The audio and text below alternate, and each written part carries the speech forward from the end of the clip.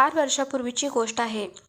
एक राणी आपले ओले केस सुकवण्यासाठी राजवाड्याच्या छतावर गेली होती.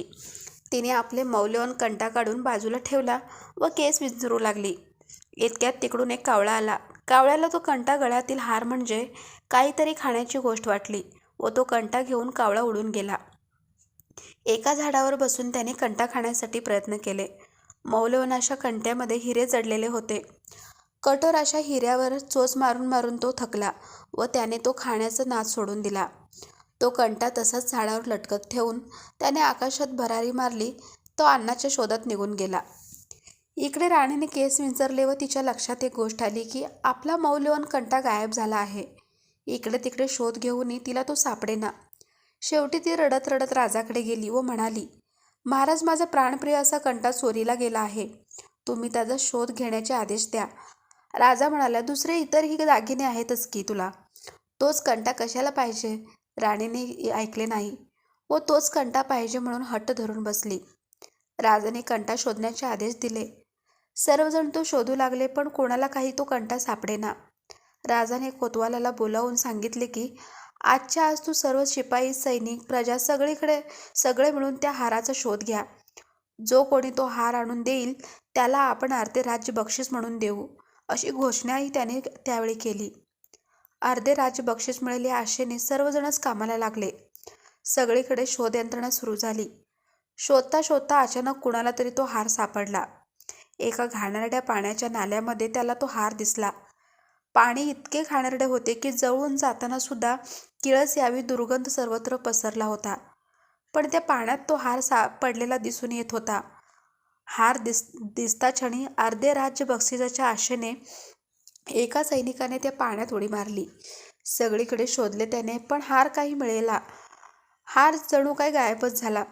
सैनिकाने मारलेली उडी पाहून कोतवालाच्या मनातही लोभ निर्माण झाला. त्यानेही अर्धे राज्य मिळवण्यासाठी त्या नाल्यात उडी मारली.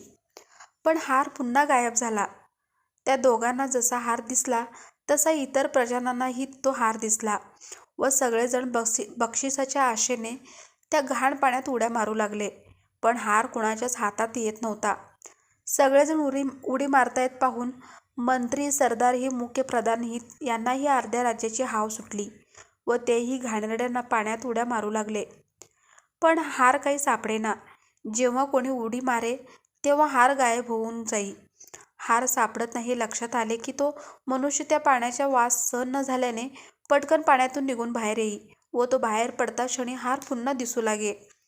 मंत्री, सरदार, मुख्य प्रधान यांनी घाणेरड्या पाण्यात उड्या मारून हार शोधण्यासाठी प्रयत्न केले हे राजाच्या कानावर गेले व त्याला वाटले की यांनी जर हार शोधला तर मला माझे अर्धे राज्य गमवावे लागेल. त्यासाठी राजाही तेथे आला व त्याने आपली राजवस्त्रे उतरवली आणि त्यानेही त्या नाल्यात उडी मारली. त्याच वेळेस तिथून एक संत जात होते. राजाला उडी मारलेली पाहिली आणि तो मोठमोठ्याने हसू लागले.